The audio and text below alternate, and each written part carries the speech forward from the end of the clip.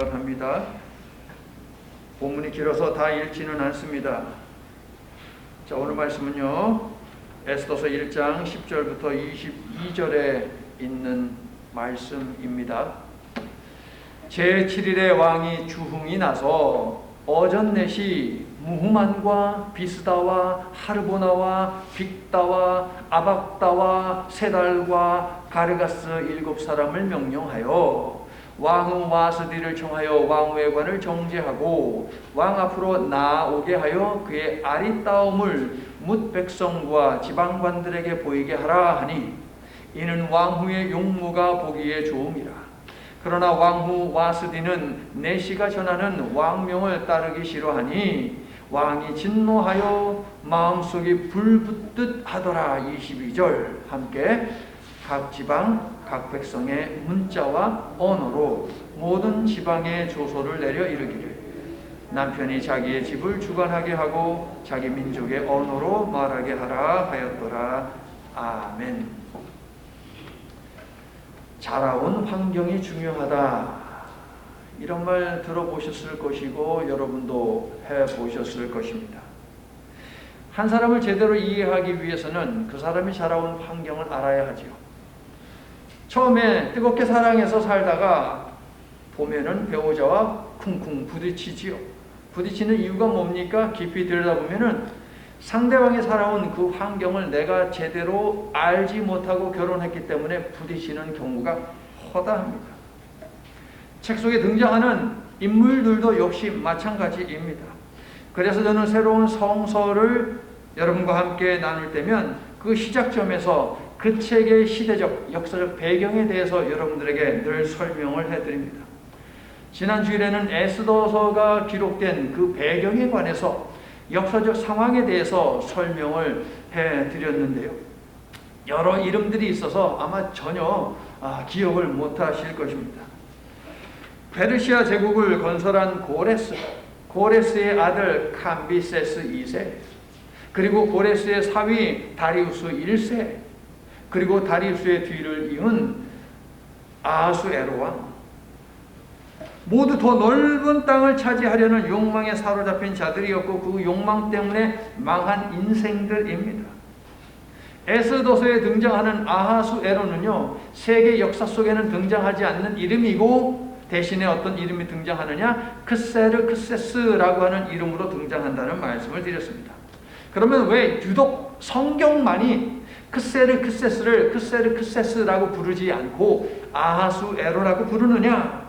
그것은 크세르크세스의 행동에 주목하게 하기 위해서라고 볼 수 있습니다.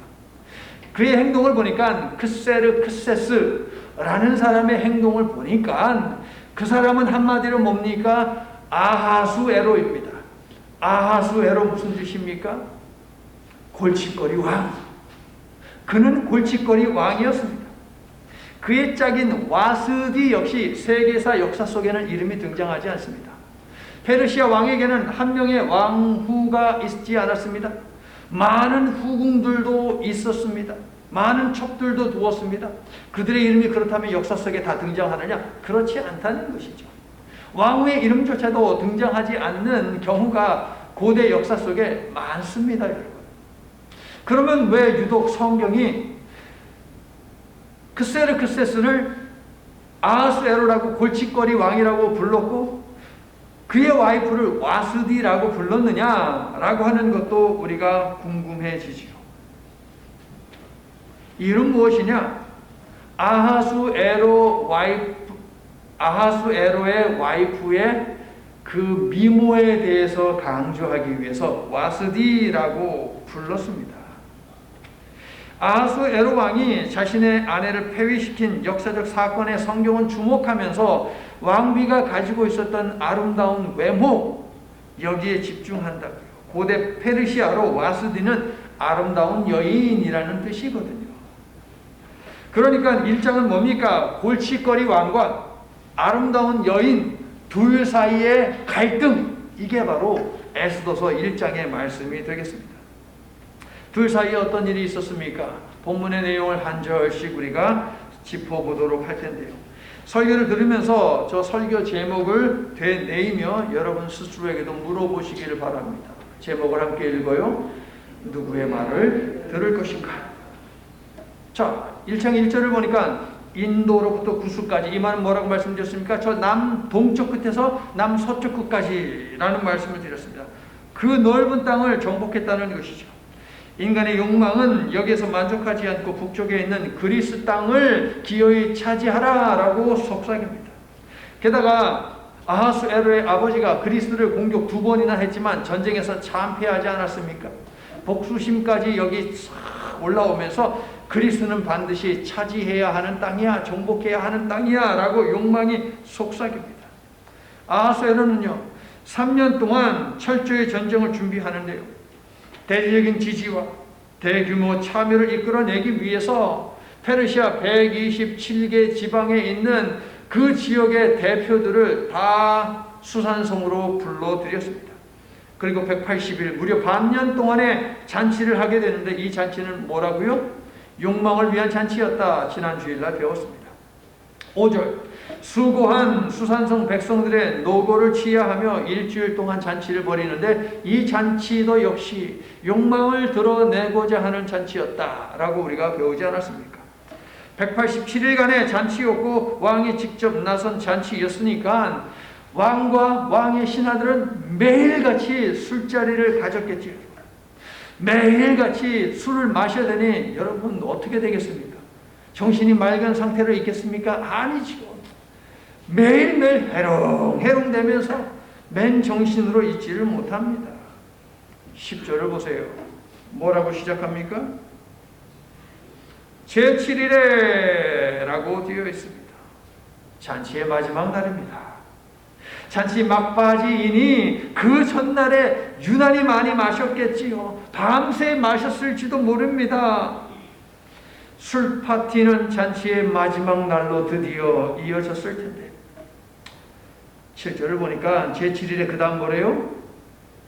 왕이 주흥이 일어나서, 주흥이 일어나서 뭔 말입니까? 술 취해서 맨정신에 7 내시들을 불러서 명령을 내린 것이 아니라 술로 인해서 기분이 좋아졌을 때에 그때 내시들 7명을 불러가지고 명령을 내리죠.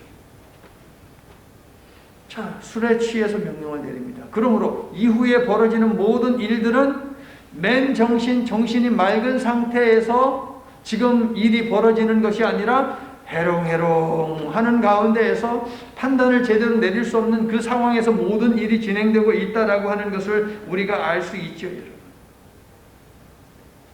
왕후 와스디도 따로 파티를 하고 있어요. 9절을 보면 별도로 여자들과 함께 파티를 하고 있습니다.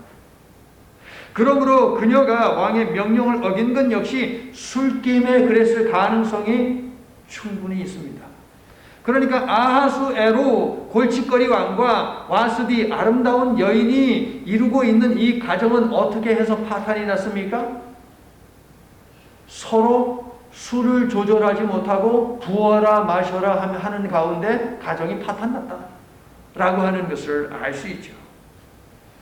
그러니까 배우자 한 사람이 마시면 다른 사람은 좀 마시지 말아야지. 네 마시냐 나도 마신다. 어디 한번 누가 더 많이 마시나 한번 보자 라고 하면서 지들 성질대로 막 하다가 결국 사단이 났다라고도 말할 수 있겠지요. 성경은 술 취하지 말라 라고 이야기하지 않습니까? 뭐 술 취하지 말라, 이 명령이 뭡니까 여러분? 뭐 술 마시면 지옥에 갑니까? 그런 거 없습니다 여러분. 술 마신다고 지옥 가면 술에 무슨 생명이 있습니까 여러분? 그렇지 않죠. 그럼 왜 성경에서 술 취하지 말라고 이야기했습니까? 맑은 정신으로 판단하여야 한다라고 하는 것을 일깨워 주는 거예요 여러분. 술의 힘을 빌리지도 말고 그러므로 술을 너무 사랑하지도 마시기를 바랍니다. 특히 어떤 결정을 내려야 할 때나 고민이 있을 때는 더더욱이 술에 취하지 말고 성령에 취하시기를 축원합니다. 술에 취하면 술 주정이 입에서 나오지만 성령에 취하면 방언이 나오더라. 할렐루야. 술 취하면 죽음의 언어가 나오지만 성령에 취하면 사랑의 언어가 나오더라. 아멘. 성령에 취하기 위해서 애쓰세요 여러분. 힘들 때 술 찾지 말고 여러분. 마약하는 분 안 계시지? 여기서 여러분. 그런 거 하지 마시고. 담배 피우는 분 계세요, 여러분? 백해무익입니다. 그런 것도 하지 마시고, 여러분. 성령에 취하기 위해서, 성령에 중독되기 위해서 애쓰세요. 그래서 술의 인도를 받아 망하는 길로 가지 않고 성령의 인도를 받아 생명의 길로 나아가는 그런 인생을 사시기를 예수님의 이름으로 축원합니다. 자, 술에 취한 왕이요. 자, 넷이 한두 명 보내면 되는 건 아닙니까? 왕의 신하 넷이들을 한 2명 정도, 많으면 3명 정도 보내면 되는 것 아닙니까? 그런데 7명이나 보내고 있어요. 이름까지 구체적으로 다 열거를 하고 있습니다. 이건 뭡니까? 자신의 권세를 갖다 과시하는 거죠. 그리고 왕비에게 압력을 가하는 거예요. 내가 7명이나 보냈으니까 너 잘 차려입고 나한테 반드시 와야 돼 라고 하면서 지금 푸시하고 있는 거예요. 7이라는 숫자를 굳이 밝힌 이유가 있습니다. 크세르크세스를 골칫거리 왕을 뜻하는 아하수에로라고 부른 것, 그의 와이프를 아름다운 여인을 뜻하는 와스디라고 부른 것, 다 문학적인 것을 가미를 한 것이죠. 여러분, 역사적 사건 속에다가 마찬가지 7이라고 하는 숫자도 분명 이유가 있어요. 지금 수산성에는 며칠 동안의 잔치가 벌어지고 있습니까? 백성들을 위해서 7일 동안 잔치가 벌어지고 있고, 지금 아하수에로가 명령을 내리고 있는 날은 7일 가운데서 몇 번째 날? 7번째 날이 되겠습니다. 여러분. 자, 14절을 보세요.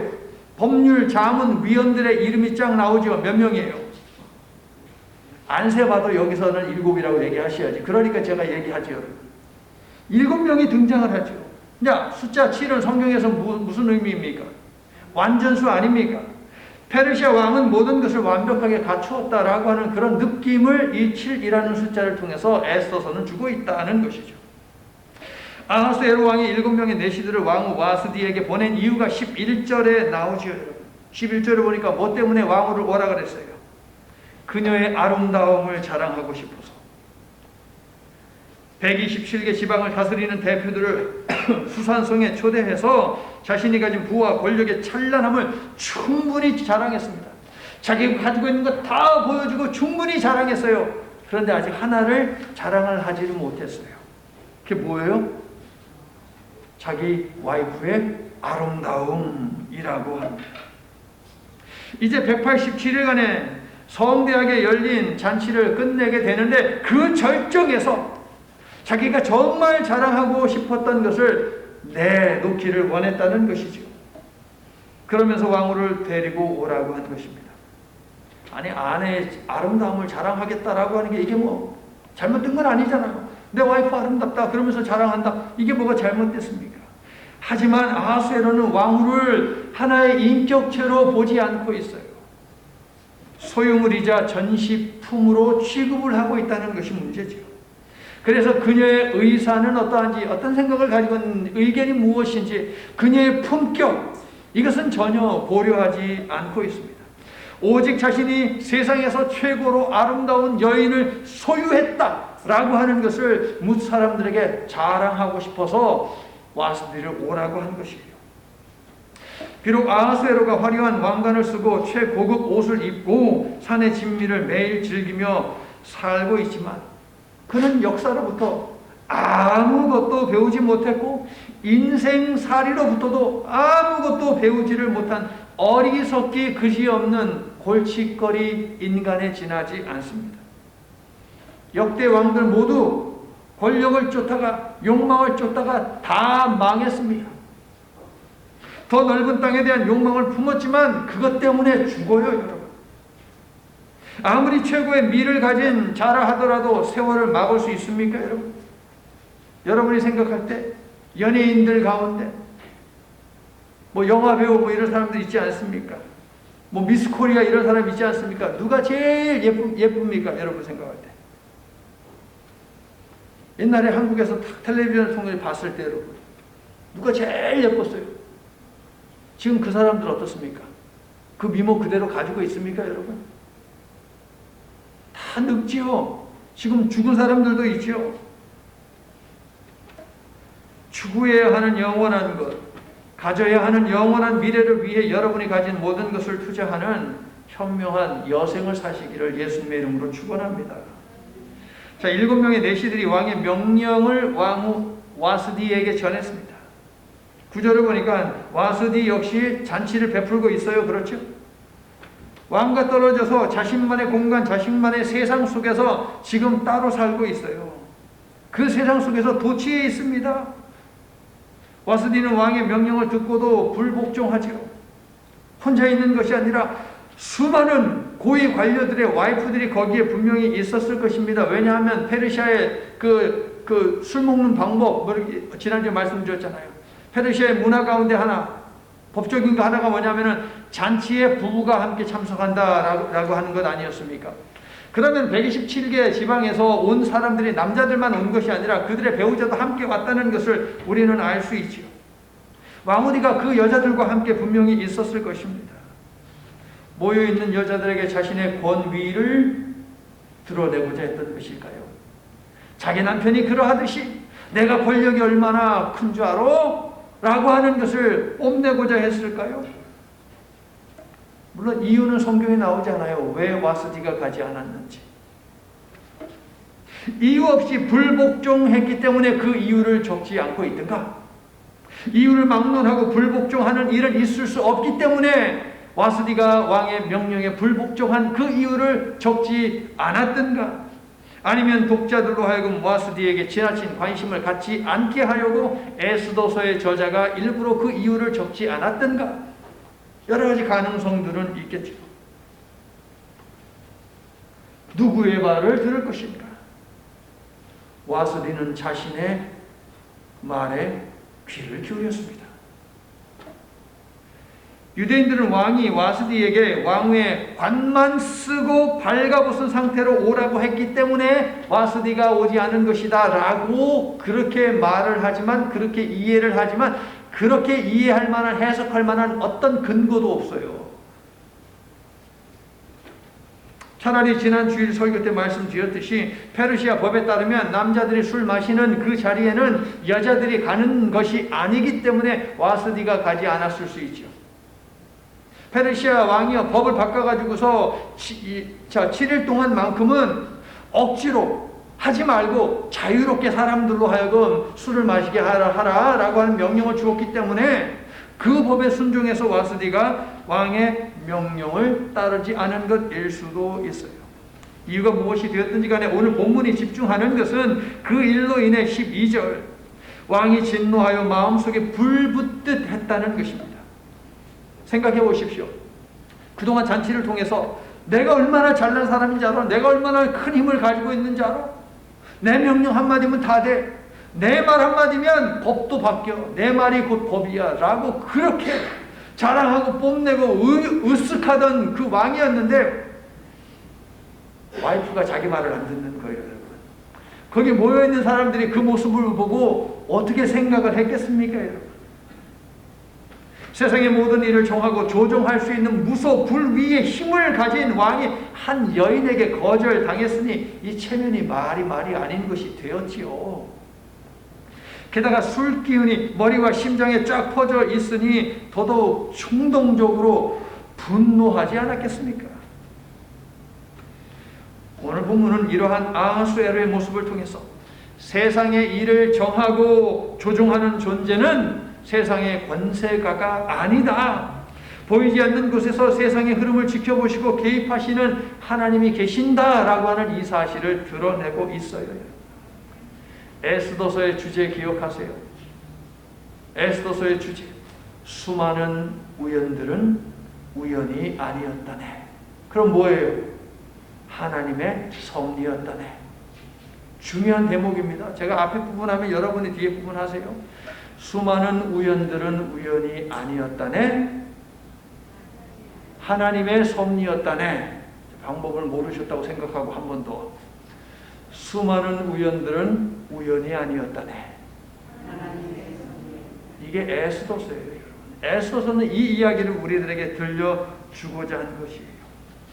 왕후 와스디가 왜 왕의 명령을 거부했는지 그 이유는 알 수 없지만 확실한 것은 9년 후에 와스디가 왕의 명령을 거역하고 9년이 지난 다음에 하나님의 백성들이 직면할 대량 학살의 위기가 있었는데 그것을 막기 위해 하나님께서는 보이지 않게 섭리를 보여주셨다는 거예요. 왕을 폐위시키고 그 자리에 에스더를 앉히기 위해서 그 에스더와 또 에스더의 그 엉클에 해당하는 사람을 통하여서 사촌, 엉클이 아니고 사촌을 통하여서 이스라엘의 구원을 주시고자 하나님이 지금 여기에 개입해서 일하고 계신다라는 거예요.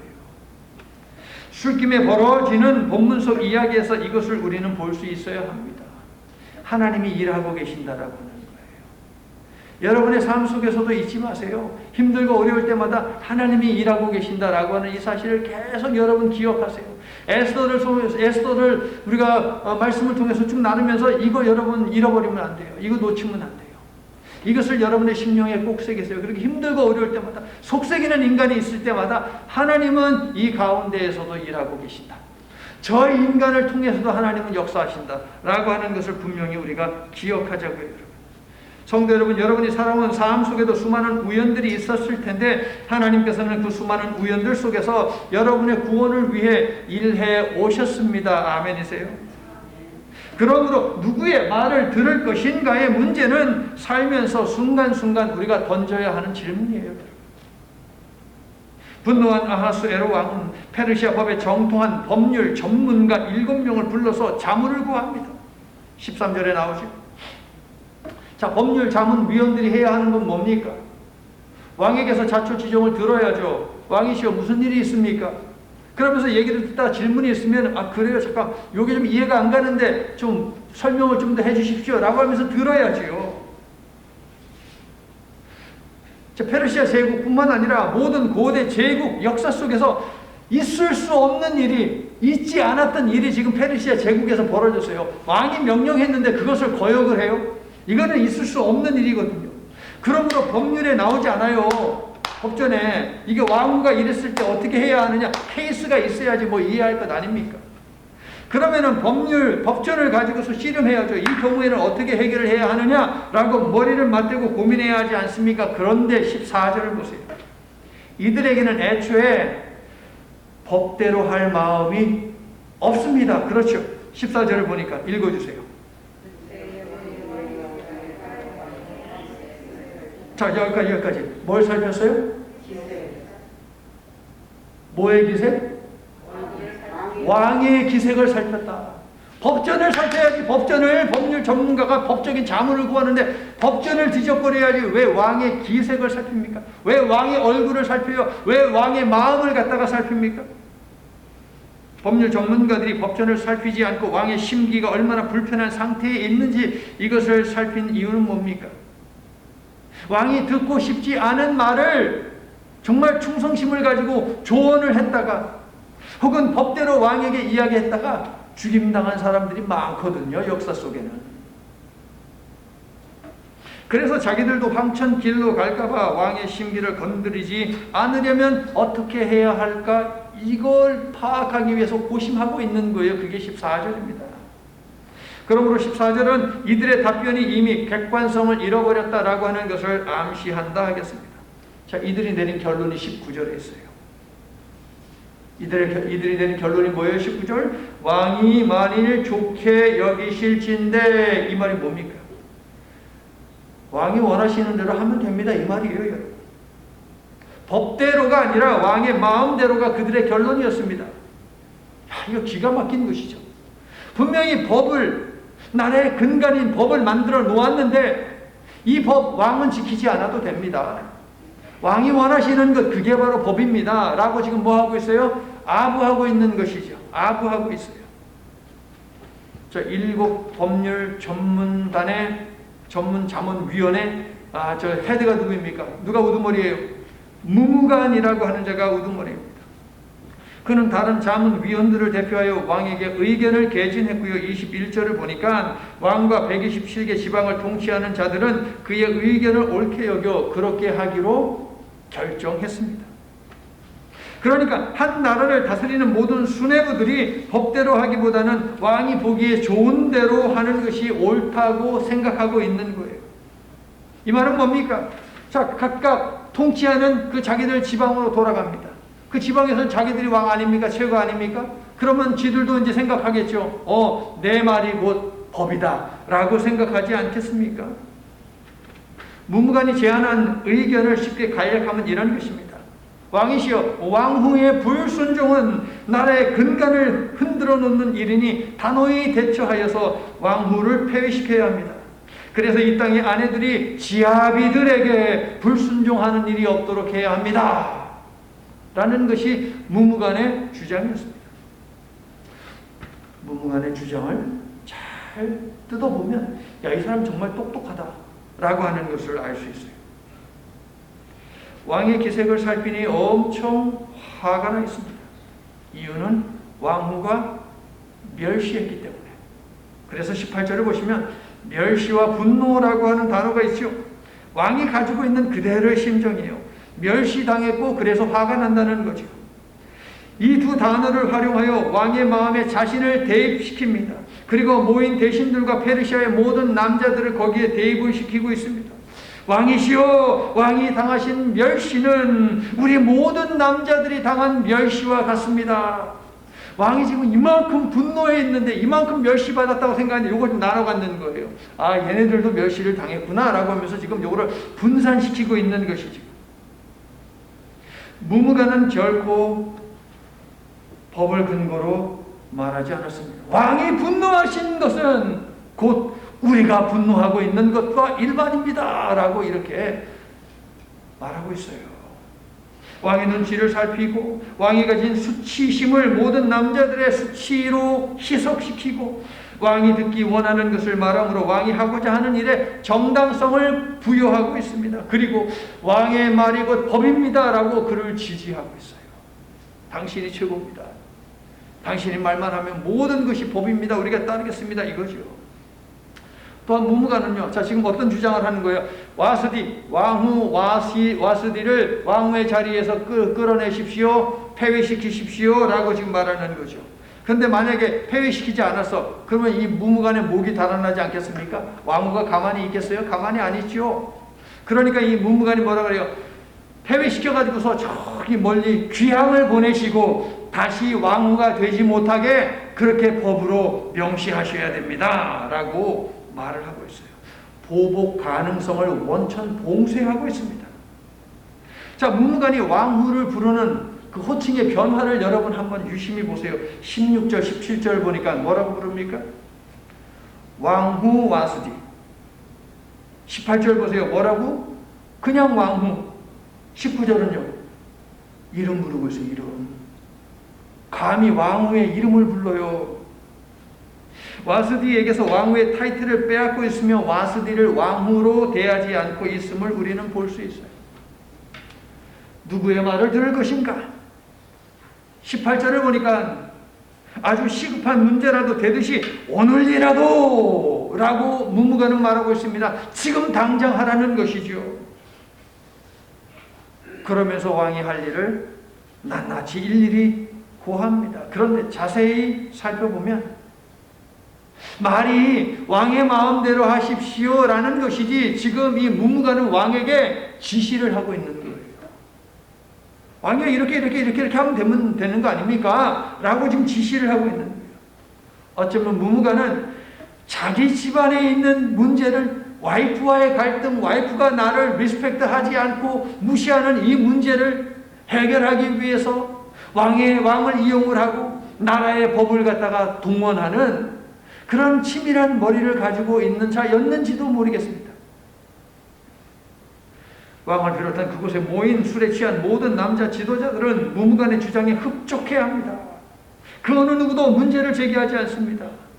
페르시아는 부부가 함께 파티에 참석한다는 말씀을 드렸지요. 그게 법이라고요. 그들의 아내들은 와스디와 지금 함께 있을 것입니다. 그런데 와스디가 왕이 보낸 7명의 신하들을 그냥 단호히 내치면서 나 안 가 라고 하는 것을 자기들 와이프들이 지금 거의 전부 다 봤을 것 아닙니까? 들었을 것 아닙니까? 근데 왕이 그냥 유야무야 하고 넘어가면 집에 돌아갔을 때 이 와이프들이 가만히 있겠느냐 하는 것이죠. 야, 왕후도 그랬는데 나라고 왜 못해? 라고 하지 않겠습니까? 그래서였을까요? 와스디의 폐위가요 일사천리로 진행이 됩니다. 그리고 집안에서 아내는 남편에게 복종해야 한다라고 하는 법이 당시 페르시아 제국의 지배를 받는 모든 나라의 언어로 반포가 됩니다. 그렇게 집안에서 남편의 위치는 높여주고 확고하게 만들었습니다. 여자들의 지위는 저 바닥에 내 동생이 쳐졌다는 것이죠. 저 여기 앉아 계신 분들 거의 대부분이 여성분들이어서 상당히 불쾌하고 상당히 불편한 마음일 거예요. 이 이야기를 읽으면서. 참 이 아하수에로 어리석고 무능하고 참 찌질하다라고 하는 생각이 들지 않습니까? 아내가 자기 말을 듣지 않으면 이거 부부 사이의 문제니까 부부 사이에 해결하는 문제잖아요, 여러분. 자기 가정의 문제를 왜 국가적인 차원에까지 끌고 와서 지금 이렇게 지금 만들어 놓는 것입니까? 자신과 왕후 사이에 일어난 사건을 왜 왕국의 나라의 법 테두리 안에 넣으려고 지금 하고 있는 것입니까? 그냥 그 자리에 있는 사람들만 알고 넘어갈 수 있는 이 문제를 긁어부스럼 만들어서 온 백성으로 하여금 아하수에로 왕은 자신의 가정 하나 제대로 건사하지 못하는 무능한 왕이다라고 하는 것을 종이에 써서 곳곳에 붙이게 하냐고요, 여러분. 백성들이 그것을 읽으면서 모르겠습니까? 다 소문 여러분 다 퍼지지요. 왕후가 무시했대. 왕후 오라고 했는데 왕후가 오지 않았대. 아유, 자기네 집안 하나 건사하지 못하면서 손가락질하지 않겠습니까? 방방 곳곳에 그것을 다 갖다 붙였으니 말입니다. 작은 일에도 감정을 조절하지 못하여 크게 복수하는 어리석고 무자비한 통치자라고 하는 소문이 온 동네에 싹 퍼지게 된 거예요, 여러분. 누구의 말을 들을 것인가? 듣지 말아야 하는 말을 들었기 때문에 이 사단이 나버렸습니다. 모든 것이 왕의 기분에 따라 얼마든지 좌지우지되는 페르시아에 사는 이스라엘 백성들의 운명이 바로 이러한 왕의 결정에 달려있는 듯이 보입니다. 그래서 불안불안하죠. 그러나 오늘 본문은 아하수에로가 자그마한 일을 크게 부풀리고 시끌벅적하게 처리하는 한계를 지닌 존재이다라고 하는 것을 부각을 시키고 있는 것이에요. 그리고 자신의 아내 하나 어쩌지 못하여 법까지 동원하는 세상의 왕은 하나님의 백성들을 어찌하지 못할 것이다 라고 하는 것을 간접적으로 시사하고 있는 것이지요. 반면에 만유의 주 되시며 이 땅의 역사를 주장하시는 하나님께서는 태초부터 해오시던 구원 사역을 변함없이 조용히 해오고 계신다라고 하는 것이지요. 만일 하나님이 우리를 위하시면 누가 우리를 대적하리요? 아무것도 그 어느 누구도 우리 주 예수 그리스도 안에 있는 하나님의 사랑에서 끊을 수 없으리라. 할렐루야. 성도 여러분, 우리의 왕 되신 하나님께서는 큰 일도 조용히 처리해 나가시되 보이지 않게 우리를 도와 구원하고 계심을 믿으시기를 축원합니다. 사망아, 너의 승리가 어디 있느냐? 우리 주 예수 그리스도로 말미암아 우리에게 승리를 주시는 하나님께 나는 감사하노라. 할렐루야. 자, 본문을 한 절씩 살펴보았는데요. 오늘 본문을 통해서 종료주의를 맞이한 우리들에게 주시는 하나님의 말씀은 무엇입니까? 들어야 하는 말은 듣고 듣지 말아야 하는 말에는 귀를 막으라고 하십니다. 여러분. 이 세상에 죄가 왜 들어왔습니까? 여러분? 듣지 말아야 하는 말을 들었기 때문에 이 세상에 죄가 들어왔고 사망이 들어왔습니다. 들어서는 안 되는 말은 무엇이었습니까? 하나님을 대적하는 말이었습니다. 아니야, 너희는 절대 죽지 않아. 3장 4절에서 창세기 말하지만 하나님은 2장 17절에서 반드시 정령 죽으리라 라고 하셨죠.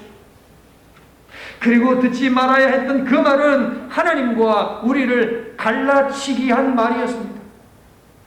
너희가 그 나무 열매를 먹으면 너희들 눈이 밝아져서 너희가 지혜로워져가지고 선과 악을 분별하게 될 것을 하나님이 알기 때문에 먹지 말라고 한 거야.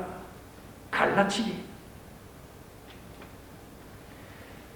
아하수에로 왕의 말, 왕후 에스더의 말, 법률 자문 위헌단의 말, 본문 속에 등장하는 자들의 입에서 나오는 말들 가운데 우리의 심령에 새길 만한 말이 단 하나라도 있습니까, 여러분? 단 하나도 없습니다. 여러분이 어제 하루 들은 말들 가운데 그리스도인의 영적 생활에 도움이 되는 말은 얼마나 되고 도움이 되지 않는 말은 또 얼마나 됩니까, 여러분? 본문 속 인물들은 마음에 새기는 것으로는 안 되었는지 남자와 여자, 나와 너를 갈라치는 말, 상호 존중과 평등과 사랑의 법에 대적하는 죽음의 말을 법으로 정하여 전국에 방을 다 붙여 놓았습니다. 갈라치기. 성도 여러분, 하루에도 우리는 수도 없이 많은 말들을 텔레비전을 통해서, 전화통을 통해서, 그리고 또 뭡니까? 가족 간의 대화를 통하여서, 그리고 예배를 통하여서 듣습니다. 죽고 사는 것이 혀의 입에 달렸나니 혀를 쓰기 좋아하는 자는 혀의 열매를 먹으리라. 성령께서 오늘 예배하는 우리에게 강권하시사 오늘부터는 잠들기 전에 하루 동안 내가 사용했던 말을 생각나게 하시고, 생각나게 하신 그 말들 가운데 버려야 하는 말이 있거든 그것을 버리기 전까지는 잠을 주지 않기를 원합니다.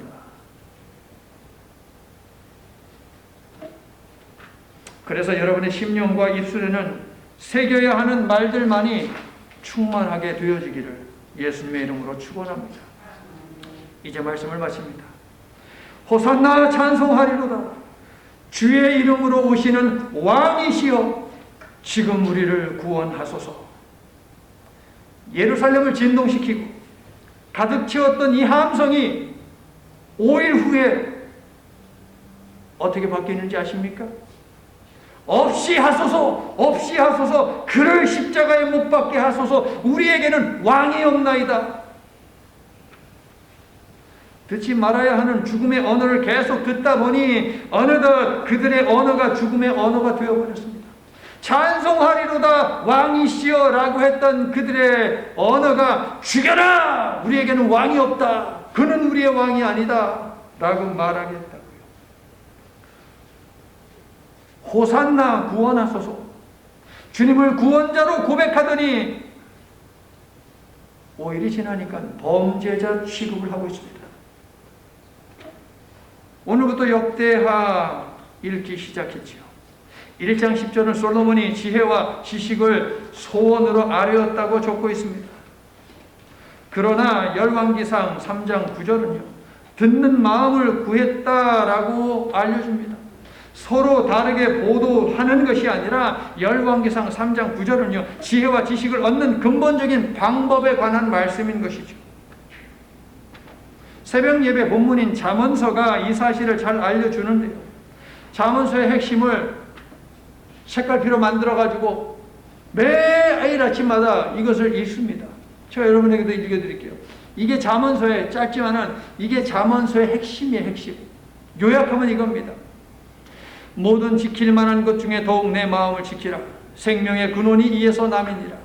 여호와를 경외하는 것이 지혜의 근본이요 거룩하신 자를 아는 것이 명철이니라. 그러므로 여호와의 말씀으로 내 마음을 채우라. 말씀을 생각하고 지키라. 이것은 여호와를 경외하는 것이며 지혜와 생명이 여기에서 나온다. 하나님의 아들 예수님의 보혈로 구원함을 얻은 성도들, 하나님께서 성경을 통해 끝도 없이 반복하시는 말씀은 무엇이냐? 망하지 않고 구원받도록 내 말 좀 들어라. 이게 성경에서 하나님이 반복해서 하시는 말씀이에요. 들어서는 안 되는 말이 들리거든 대화를 중단하십시오. 전화를 끊으십시오. 멈추지 않으면 어느덧 여러분의 입에서 망하게 하는 언어, 죽음에 이르게 하는 언어가 나와서 생명의 주님을 다시 십자가에 못 박는 일을 하고야 말 것입니다. 누구의 말을 들을 것인가? 듣는 일과 말하는 일에 늘 신중하여 축복의 언어만이 가득한 삶을 만들어 가시기를 축원합니다. 그래서 다른 사람들의 삶에도 생명과 희망과 축복이 가득한 언어로 채워주도록 돕는 은혜를 아는 성도의 삶을 살아가는 저와 여러분이 모두 다 될 수 있기를 예수님의 이름으로 축원합니다. 아멘. 말씀으로 혼돈과 공허와 흑암으로 가득한 세상의 질서와 생명을 부여하신 하나님, 하나님의 말씀을 들을 것인가, 사탄의 말을 들을 것인가의 문제는 이 땅의 역사가 시작된 이래로 계속되었고 오늘에 이르고 있습니다. 하나님의 외아들 예수님의 생명을 구원하기 위해 말씀으로 이 땅에 오셨으니 하나님은 우리가 생명의 말을 듣기를 원하시고 들은 생명의 말씀을 말하며 살기를 원하고 계신다는 이 분명한 사실을 오늘 종려 주일에 분명하게 기억하는 저희들이 되게 하여 주시옵소서. 남을 욕하고 비난하고 정죄하는 죽음의 언어를 철저히 차단함으로 마음을 지키며 살도록 도와주시옵소서. 마음을 생명의 복음으로 가득 채움으로 망하게 하는 언어가 자리를 잡지 못하도록 주님 도와주시옵소서. 그리고 남들의 귀에 하나님의 사랑을 전함으로 용기를 북돋아주고 희망을 심는 능력의 말을 하며 살도록 주님 도와주시옵소서. 예수님 이름으로 기도드립니다. 아멘.